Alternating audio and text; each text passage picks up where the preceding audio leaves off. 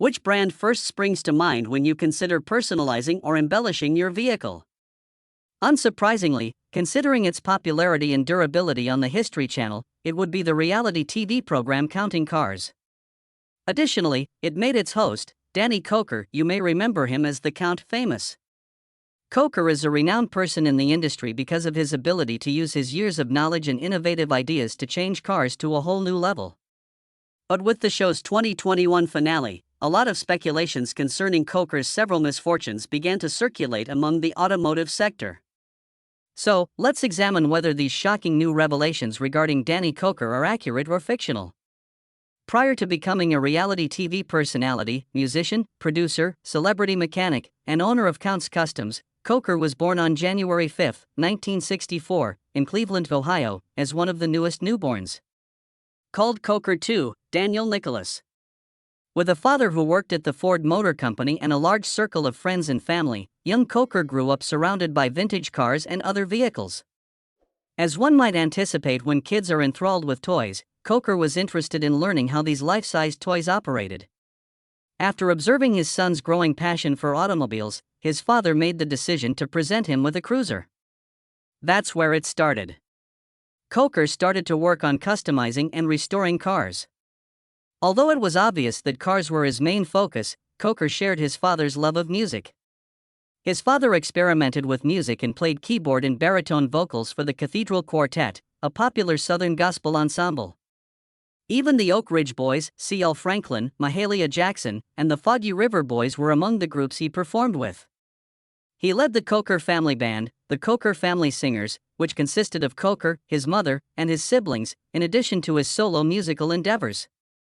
That young Koker followed in his father's footsteps and performed at Carnegie Hall at the age of 11 was therefore not surprising. His passion for music only deepened over time. Koker attended Valley High School to receive a rudimentary education in shop and automotive skills when he entered his adolescent years. His true education, however, was occurring outside of the classroom. He would spend hours upon hours watching his father modify engines and work on vintage autos. He would also learn from knowledgeable vehicle gurus and professional mechanics. He was assisted in disassembling cars and gained knowledge of the various parts and their purposes. The young Koker was learning how these devices worked and how they could be fixed after others had given up on them. The only real education I had was what you can get in high school, which is your basic shop class and automotive class, he said. Aside from that, it simply involves getting your hands dirty and disassembling anything to learn how it functions. The next step is to figure out how to reassemble it. In the end, this practical and hands-on learning style would set Koker apart from many other companies in the automotive industry. Despite the fact that it began as a hobby, there was no question about his destiny when he graduated from high school. He never did, however, truly complete high school in the conventional sense. After graduating from high school, he attended the University of Nevada. Koker's father chose to sell the auto company as he grew older and acquired Channel 33, a television station in Las Vegas. Older films, sitcoms, dramas, and Christian religious programming were among the station's main broadcasts at the time. The station functioned as an independent one under the Kokers, concentrating mostly on local programming. It even aired films like Saturday Fright at the Movies, a terrifying B-movie. As Count Cool writer, Koker played a significant part in the film, which ultimately thrust him into the spotlight. Montecito Broadcasting Corporation purchased Channel 33 Inc. from the Koker family on December 18, 1997, and the deal was completed on February 3, 1998. But Koker had stepped away from acting a few years prior to concentrate on customizing and restoring motorcycles and cars. The 1979 Camaro Z28, his first vehicle, was the driving force for his decision to go this route. Koker disassembled the vehicle and made all the necessary modifications from front to back to transform it into a street-style Can-Am race car. This initiative was so successful that it encouraged Koker to pursue a full-time job. He started the tattoo parlor owned by Count, an endeavor that brought together his two greatest loves, tattoos and vehicles. Soon, tattoo enthusiasts and car fanatics began to frequent the shop. Koker quickly realized his dream of having a company that specialized only in car restoration and customization when he opened Count's Kustoms. At this bespoke shop here in Nevada, Koker began restoring abandoned automobiles. Similar to his original company, this new venture soon became well known in the field in the early 2000s. Kustoms became the go-to spot for quality seekers. Additionally, the quality of the people who visited the shop was astounding. Among them was Rick Harrison of Pawn Stars, who often hired Koker to appraise old muscle cars. Because of this, Koker was able to show millions of people his genius and in-depth knowledge on television. He strengthened his standing in the automotive industry as a result of this affiliation with Harrison. However, it accomplished more. Harrison's History Channel program, Pawn Star, was doing incredibly well. It was working so well, in fact, that they were thinking about spin-offs after observing Koker's unique skills with cars and his amazing ability to transform rust buckets into stunning pieces of art. In addition, he already had his Kustoms firmly established. The creators knew it was obvious. One of their spin-offs was Koker. Thus, Counting Cars was created. Taking place in Las Vegas, the third Pawn Stars spin-off series depicted the daily operations at Koker's Kustoms. Koker's dream, his father's guidance, his own struggles over the years, and the amazing career he had battled to establish have all been shared with the world. That has all brought us to this point. The movie Counting Cars made its debut on August 13, 2012. Harrison had to bring in the 1968 Bullitt Mustang for the pilot. When this vintage Mustang fastback first appeared on the show, it was rough, but Harrison insisted on having it converted into a Bullitt tribute on a shoestring. Koker and his team did a fantastic job restoring the automobile, and the end product was a piece of art that amazed onlookers. After the 13-episode first season concluded, fans demanded more. Thus, there were twice as many episodes in the second season as there had been in the first. People clearly adored it. They accomplished so much that the show's renewal for a third season was granted. One of the show's more thrilling episodes saw Koker and his group taking on the challenge of counting the cars in the warehouse. After sorting through a range of vehicles, including modern sports cars, motorcycles, and classic muscle cars, they came to the conclusion that there were 1,500 cars in the storage at the time. Social media users shared this accomplishment, and news stories about it helped spread the word about the Counting Cars show. The program had made Koker a household name in the car customization and restoration industry.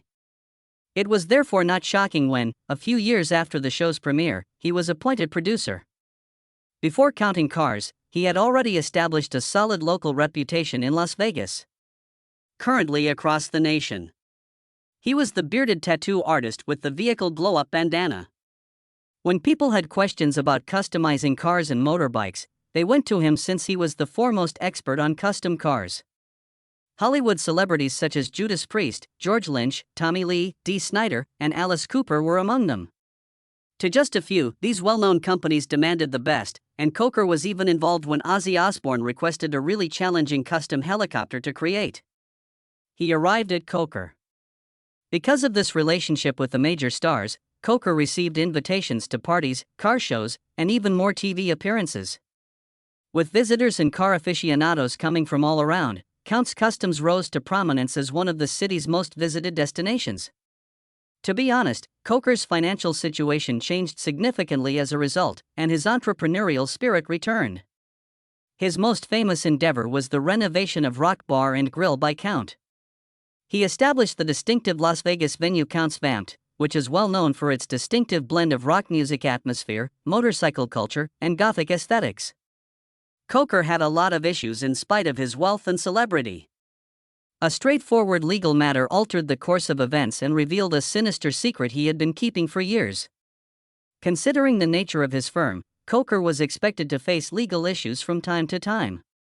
Similar to the 2014 lawsuit against Koker's company by a couple who brought their 1967 Ford Mustang to be modified so that it would be featured on television shortly after car counting started.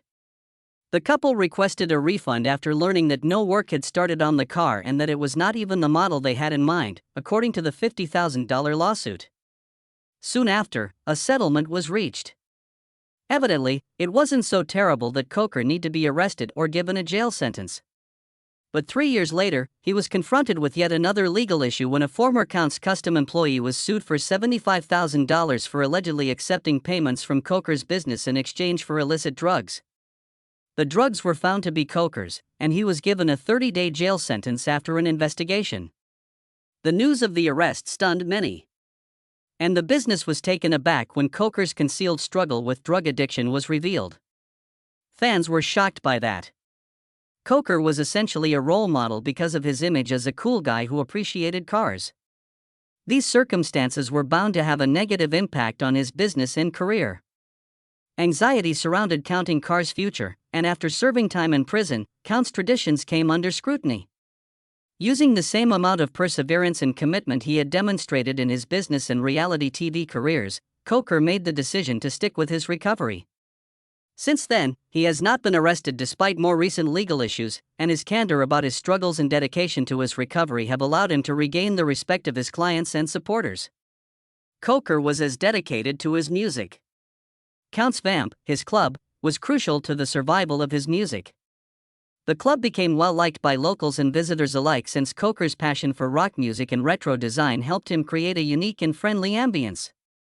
When the guitarist who sponsored the weekly jam night learned that Koker was a musician, he eventually persuaded him to join him on stage and sing. Other folks were eventually asked to join in on the singing. And Koker was part of a certain ensemble that happened to be on the same stage at the same moment, and they performed incredibly well together. Koker claims that it simply seemed real. It was amazing. All of us simply clicked. After that night, we sat on the club's patio and discussed how great it felt. We then decided to meet together for the next jam session. Come on, let's learn some music. Let's do some practice. Following that, we saw an increase in the number of people attending our jam night. This group eventually evolved into Koker's own band, Count 77. When asked about the band's formation, he responded, "We practice constantly, and it eventually developed into essentially our own band." From a bunch of guys that are roughly the same age, it was a genuine, organic progression. We listened to the same music as children. Each of us has a strong enthusiasm for the same genre of music. In that way, things happened quite honestly. Count 77 began opening for larger bands shortly after, and carried on performing at the club. His band's popularity increased along with Koker's success with automobile counts. One of the band's most well-known tracks from their debut album is Summer of '77. In fact, they were included in the 2014 Top 20 Albums by Blues Rock Review. "I can't say that I have a real goal for this," Koker remarked in response to a question about the band's objective. "All I want is for things to keep going and to be as good as they can be. The band is incredible, and neither I nor anyone else is ever satisfied. We all 6 of us are really committed to this band, but I'm not sure what the objective is for us. All 6 of us are dedicated to working at it for real." Succeeding in the automobile business and in music, it seemed like everything Koker touched turned to gold. We assume that there are fans who don't know that Koker doesn't get all the credits for his success. There's a private life behind the glamour. That includes Koker's long-standing marriage to Koker, a gifted musician and businesswoman. Years before the deal for Counting Cars would even come to the table, Koker and Kory got together, 2 people who enjoyed both cars and rock and roll. From Count 77 to Count's Kustoms, Kory has played a major role in all of them, especially Count's Vamp, in which Kory has been heavily involved in operating. She has been the force in the background that keeps things efficient. The couple have managed to juggle their prosperous careers while generally avoiding public scrutiny in their personal lives. However, some bits and pieces still come out. The couple's marriage had been the subject of speculations that claimed Koker's hectic schedule caused stress in their married life. At the time, fans believed the future of their business empire would collapse if the couple had split. But rather than addressing these rumors in public, the couple chose to keep their private business private. Another issue that worried fans was the rumors that Kory had experienced a health crisis, which caused her to temporarily step away from her position at Vamp. There were other reports circulating on the internet claiming she had passed away in an automobile accident. Even though these details weren't entirely verified, fans still voiced their support and well wishes for Kory. Highlighting how much the couple meant to the Las Vegas community and beyond. And when she returned to work, people were simply glad to have her back at Counts Vamped.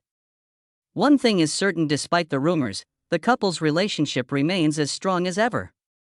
Despite the demands of fame and business, Koker has periodically voiced his gratefulness for having a partner who shares his passions and understands the responsibilities of his job.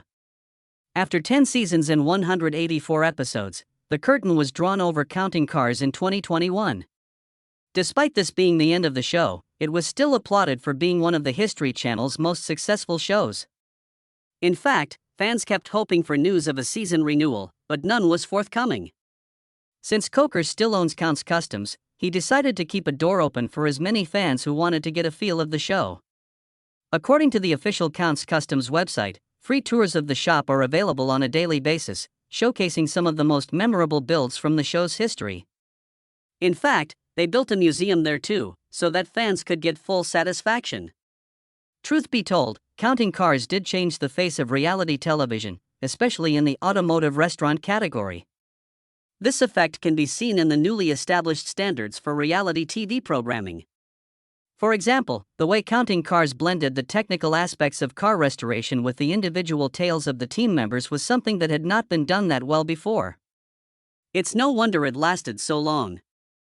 With the show done over 3 years ago, Koker has shown no signs of slowing down. He is still the celebrity mechanic who was an actual recording artist with not one but 2 full-length albums. However, there have been occasional rumors about his health that circulate on social media. There is no clear indication that he is currently dealing with any illness or health issues. He is reportedly believed to be in good health. To prevent his fans from being scammed and lied to, he tweeted on X, "I am personally on Twitter only. While my companies are on all the platforms, I am personally only on Twitter. There are fake DK accounts on FB and other platforms. Not me. Don't fall for it. Report it." Presently, Koker is reported to be worth about $14 million and with over 100 personal automobiles, which includes about 70 motorcycles and almost 55 cars, some of which he inherited from his father who had passed away in 2008. Koker's may not be on TV as he used to be at some point, but his legacy effectively connected a niche industry to its fans. His show made a complex thing more relatable and engaging for the audience. This has given other reality programs the opportunity to explore lesser-known niches and communities. Koker's narrative is one of resilience. From his childhood passion for cars, which was well announced through a widely successful Counting Cars, to the unexpected jail time, Koker's journey inspires many to remain determined and keep their foot on the gas of their dreams until they arrive at their desired location in time.